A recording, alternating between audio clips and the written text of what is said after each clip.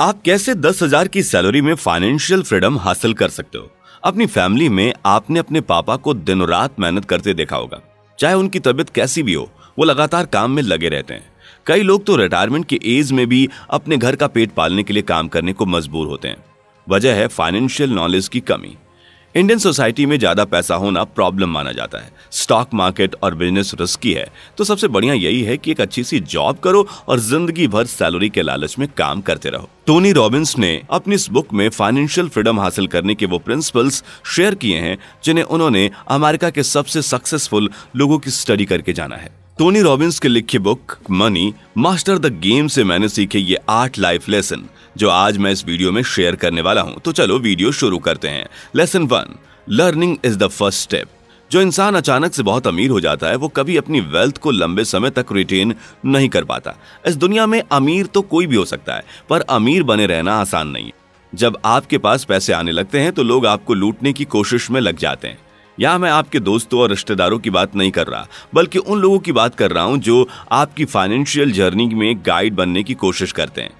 Fake coaches, financial advisor, bankers, insurance agents और stock market advisors ऐसे ही लोग होते हैं। ये आपकी वेल्थ को जल्दी बढ़ाने का दावा करते हैं और आपको अपनी फाइनेंशियल स्कीम में इन्वेस्ट करने के लिए कन्विंस कर लेते हैं। और दुख की बात तो यह है कि आप बिना लॉजिक का यूज करे लालच में आकर इनकी अट्रैक्टिव स्कीम्स में पैसे इन्वेस्ट भी कर देते हो। ध्यान रखो, ये दुनिया एक जंगल की तरह है जहां हर इंसान आपका शिकार करने के लिए बैठा है। अमीर बने रहना चाहते हो तो अपनी वेल्थ को इन शिकारियों से बचाना सीखो, और इसका सबसे सिंपल तरीका है लगातार सीखते रहना और अपनी नॉलेज को इंक्रीज करते रहना। Lesson 2, know the rules before you get in. Imagine करो कि आपका कोई रिलेटिव आपके पास आता है और आपको एक लाइफ इंश्योरेंस पॉलिसी खरीदने की सलाह देता है। उसकी सलाह सही भी हो सकती है और इसमें उसका कोई प्रॉफिट भी छिपा हो सकता है। आपको अपने रिलेशनशिप को बचाने के लिए नहीं, बल्कि हार्ड अर्न मनी को बचाने के लिए डिसीजन लेना है। किसी की बातों पर आंख बंद करके विश्वास मत करो और सुनी सुनाई बातों पर तो बिल्कुल भी ध्यान मत दो।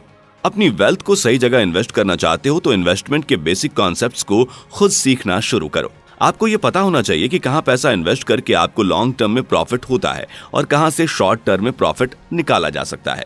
हमारी सोसाइटी में फाइनेंशियल फ्रीडम हासिल करने और पैसिव मनी कमाने का एक ही तरीका सिखाया जाता है, और वो है एक दूसरा घर लेना और उसे रेंट पर दे देना। और अब उससे हर महीने रेंट मिलेगा और आपका खर्चा बिना पैसे कमाए ही चलता रहेगा।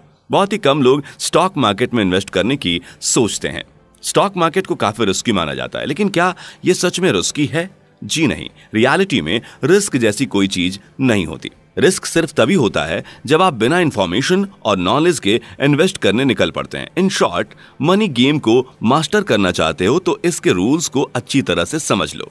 Lesson 3, make the most important investment decision of your life. कोई भी इंसान सेविंग्स अकाउंट में पैसे जमा करके अमीर नहीं बनता। अमीर बनना है तो अपने पैसों को सही जगह इन्वेस्ट करना सीखो। उस एसेट्स को खरीदो जिसमें ग्रोथ की अपॉर्चुनिटीज ज्यादा हो। अब ऐसा एसेट फाइंड करना कोई कठिन बात नहीं है। आपको बस अपने आप को कंज्यूमर नहीं बल्कि ऑनर के नजरिए से देखना होगा। टाटा की कार पसंद है तो टाटा का स्टॉक खरीदो और कंपनी की पार्शियल ऑनरशिप हासिल कर लो। नेस्कैफे और मैगी जैसे प्रोडक्ट्स आप बचपन से ही यूज करते आ रहे होंगे। नेस्ले के ये प्रोडक्ट्स एवरग्रीन है और आने वाले सालों में भी इनकी सेल्स कम नहीं होने वाली।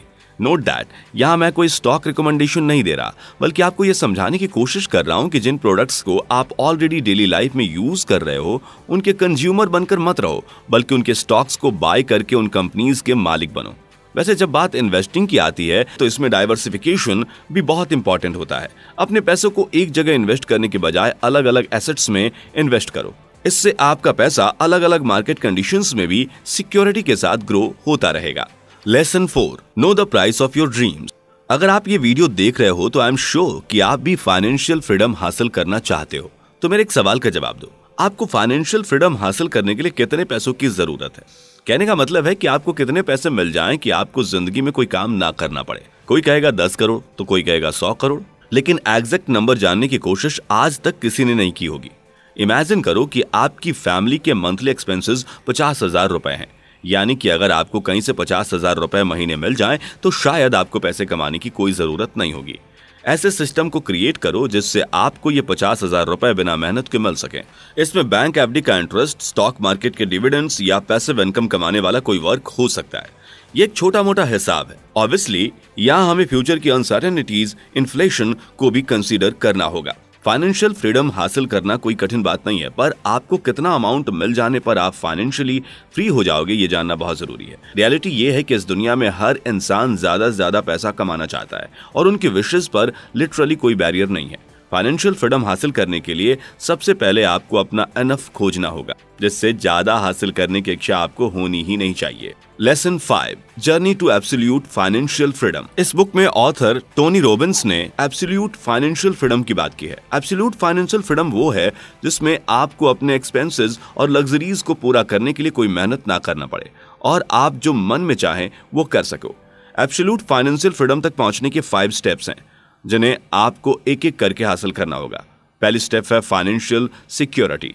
इमेजिन करो कि आप जिस कंपनी में काम करते हो वो बहुत ज्यादा लॉस में चली जाती है और आपको बिना कोई नोटिस जॉब से निकाल दिया जाता है। ऐसे में आप अपनी सेविंग्स से कितने दिन सस्टेन कर सकते हो? अगर आपने ऐसी किसी सिचुएशन के लिए इमरजेंसी फंड बनाया होगा तो आप आराम से 6 से 12 महीने तक बिना किसी जॉब में रह सकते हो। इसे ही फाइनेंशियल सिक्योरिटी कहा गया है। अब इस कंडीशन में आपकी लाइफ 2 तरह की हो सकती है। या तो आप एक एक पैसा सेव करके चल रहे होगे या फिर ओकेजनली नए कपड़े, रेस्टोरेंट और मूवीज जैसे शौक पूरे कर रहे होगे। अगर जॉब चले जाने के बाद भी आप कंफर्टेबली कुछ पैसे लग्जरीज पे खर्च कर पा रहे हो तो आप फाइनेंशियल वाइटैलिटी अचीव कर चुके हो, जो कि हमारा दूसरा स्टेप है। तीसरे नंबर पर आता है फाइनेंशियल इंडिपेंडेंस। इमेजिन करो कि आपका हर महीने का खर्च 50,000 रुपए है, जो कि आपकी जॉब से फुलफिल हो रहा है। साथ ही आप अपने पैसिव इनकम सोर्सेज से भी पूरे एक्सपेंसेस कवर कर सकते हो। यानी कि आप जॉब तो कर रहे हो पर अपने एक्सपेंसेस के लिए जॉब के भरोसे नहीं हो। अगर आप इस कंडीशन में पहुंच चुके हो तो फाइनेंशियली इंडिपेंडेंट हो चुके हो। जब आप अपनी पैसिव इनकम से अपने एक्सपेंसेस फुलफिल करते हुए अपनी जॉब को छोड़कर अपने पैशन या खुद के बिजनेस पर फोकस करने का फ्रीडम हासिल कर लेते हो तो आप फाइनेंशियल फ्रीडम को भी अचीव कर लेते हो, जो कि हमारा 4th स्टेप है। और आखिर में आता है एब्सोल्यूट फाइनेंशियल फ्रीडम। ये वो कंडीशन होती है जिसमें आपकी पैसिव इनकम इतनी हो जाती है कि आप अपने एक्सपेंसेस के साथ साथ ड्रीम्स और लग्जरीज को भी इससे आराम से पूरा कर लेते हो। ये वो कंडीशन है जिसमें आप अगर दिन भर घर पर आराम करना चाहो तब भी आपको कोई फाइनेंशियल प्रॉब्लम नहीं आएगी। एब्सोल्यूट फाइनेंशियल फ्रीडम को अचीव करने के लिए आपको अपनी फाइनेंशियल जर्नी में लगातार ग्रोथ करनी होगी और स्टेप बाय स्टेप आगे बढ़ना होगा। Lesson 6, create a life time plan. अमीर बनने के लिए अगले 1-2 साल नहीं बल्कि पूरे लाइफ टाइम की फाइनेंशियल प्लानिंग करनी होती है। आप इन्वेस्टिंग और डाइवर्सिफिकेशन के बारे में तो जान ही चुके हो, पर जब बात लाइफ टाइम प्लानिंग की आती है तो इसमें हमें बहुत ही वेरिएबल मार्केट कंडीशंस देखने को मिल सकती है। इसमें ऐसी कंडीशंस भी होंगी जब मार्केट अपने हाईएस्ट लेवल पे पहुंच चुका होगा और आपको ऐसे दिन भी देखने पड़ेंगे जब स्टॉक्स और दूसरे एसेट्स कौड़ियों के भाव में बिक रहे होंगे। हो सकता है कि कभी आपके देश को फाइनेंशियल क्राइसिस से गुजरना पड़े या फिर इन्फ्लेशन बहुत ज्यादा बढ़ जाए। ऐसे में हमारी इन्वेस्टमेंट स्ट्रैटेजी और एसेट्स एलोकेशन कैसी होनी चाहिए? फेमस अमेरिकन इन्वेस्टर और दुनिया के सबसे बड़े हेज फंड के चीफ इन्वेस्टमेंट ऑफिसर रेमंड डालियो ने ऑथर टोनी रॉबिन्स के साथ एक all season investment strategy share की थी। इस इन्वेस्टमेंट स्ट्रैटेजी में अपने पोर्टफोलियो का 30% stocks, 40% long term bonds, 15% short term bonds, 7.5% gold and 7.5% commodities में इन्वेस्ट करने को कहा गया है। इस इन्वेस्टमेंट स्ट्रैटेजी को फॉलो करने पर आपका पैसा हर मार्केट कंडीशन में सेफ रहता है। हालांकि आप हर एसेट से जुड़े फीस और चार्जेस को जानने के बाद ही उसमें इन्वेस्ट करो और हमेशा अपनी रिसर्च जरूर करो। Lesson 7, invest like the 0.001% too. Financial freedom achieve करने का सपना तो दुनिया का हर इंसान देखता है, लेकिन इसको अचीव करने के लिए कोशिश सिर्फ 1% लोग ही करते हैं और उन 1% में भी 1% से कम लोग ही रियलिटी में फाइनेंशियल फ्रीडम को अचीव कर पाते हैं। ये डिफरेंस उनका लक नहीं बल्कि उनकी नॉलेज क्रिएट करती है। मिडिल क्लास लोग अपने मेहनत से कमाए पैसे को ऐसी जगह इन्वेस्ट कर देते हैं जहां 4 से 8% इंटरेस्ट कमाने के लिए उन्हें बड़ी रिस्क लेनी होती है, पर अमीर लोग कम रिस्क लेकर हायर रिटर्न्स में यकीन रखते हैं। अब ऐसा नहीं है कि वे बिल्कुल अलग ही एसेट्स में इन्वेस्ट कर रहे हों, वो भी उन्हीं एसेट्स में इन्वेस्ट करते हैं, पर उनका माइंडसेट और उनकी नॉलेज रिस्क को कम कर देती है। अब जरा इसे रीसेंट पेंडेमिक के एग्जाम्पल से समझो। दुनिया भर के मार्केट्स बुरी तरह से डाउन थे और कंपनीज के शेयर्स से लेकर एसेट्स काफी सस्ता मिल रहा था। मिडिल क्लास के लोग इस समय फूड और मेडिसिन्स जैसी बेसिक नीड्स को फुलफिल करने में लगे हुए थे, जबकि अमीर लोग अपने पोर्टफोलियो को सस्ते एसेट्स से भर रहे थे। अब आप कहोगे कि अमीरों के पास पैसा था इसलिए वे ऐसा कर रहे थे। अगर आप इसे दूसरे नजरिए से देखो तो उन्होंने मार्केट की ऐसी कंडीशन के लिए पहले से पैसा सेव करके रखा था जिसका प्रॉफिट उन्हें सही समय पर आने पर मिला और उन्होंने अपनी वेल्थ को और इंक्रीज किया। इन सिंपल वर्ड्स, अमीर बनना चाहते हो तो अमीरों की तरह इन्वेस्ट करना सीखो। Lesson 8, enjoy and share what you have. इस दुनिया में पैसा कमाना बहुत जरूरी है और पैसे को हल्के में नहीं लिया जा सकता है। पर कहते हैं ना कि पैसा एक अच्छा सर्वेंट होता है लेकिन उतना ही बुरा मास्टर होता है। कहने का मतलब यह है कि जब तक आपका पैसा आपके कंट्रोल में होगा वो आपको लाइफ की सारी खुशियां देगा, लेकिन जैसे ही वो आपके कंट्रोल से बाहर निकल गया वो आपकी सारी खुशियां छीन भी सकता है। पैसे को कंट्रोल करना सीखो और इसके बारे में पब्लिकली डिस्कशंस शुरू करो। ये आपकी और आपके क्लोज सर्कल्स में मौजूद लोगों की फाइनेंशियल नॉलेज को इंप्रूव करेगा और यही आपको फाइनेंशियल फ्रीडम अचीव करने में हेल्प करेगा। एक बार जब आप फाइनेंशियल फ्रीडम को अचीव कर लोगे तो आपके पास समय और पैसे की कोई कमी नहीं होगी। इस स्टेज पर पहुंच जाने के बाद अपने पैसे को एंजॉय करो, अपनी फैमिली के साथ ढेर सारा टाइम स्पेंड करो और सोसाइटी को बेटर बनाने के लिए कंट्रीब्यूट जरूर करना, क्योंकि जब आप जरूरतमंद लोगों की हेल्प करोगे तो आपको इनर सेटिस्फेक्शन मिलेगा और यही हैप्पी लाइफ को कंप्लीट करता है। ये थे 8 लाइफ लेसन्स जो मैंने टोनी रॉबिन्स की book money master the game से सीखे। Thanks for watching.